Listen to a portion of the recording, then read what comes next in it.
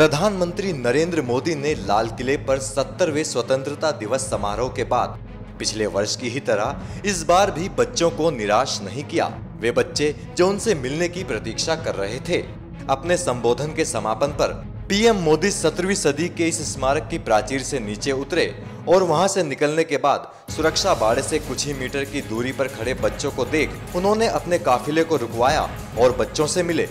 कड़े सुरक्षा घेरे को तोड़कर प्रधानमंत्री मोदी उन बच्चों से जाकर मिले, उनका अभिवादन स्वीकार किया और उनसे हाथ भी मिलाया। इस दौरान एक मौका ऐसा भी आया जब इन बच्चों ने नरेंद्र मोदी को धक्का दे दिया। इस दौरान मोदी लड़खड़ा गए और पीछे गिरने लगे।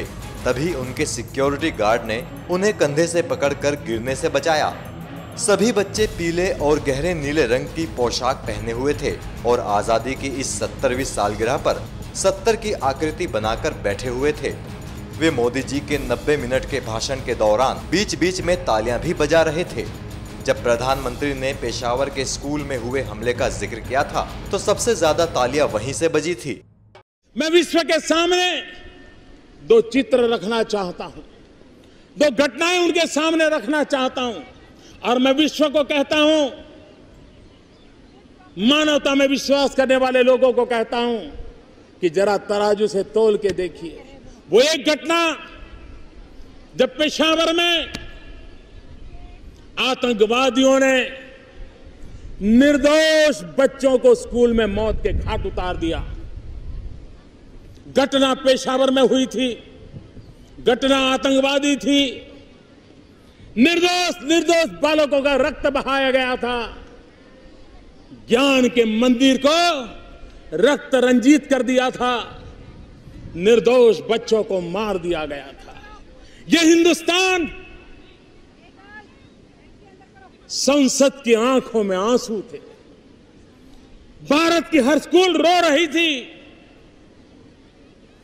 भारत का हर बच्चा पेशावर के बच्चों की मौत से सदमा अनुभव कर रहा था।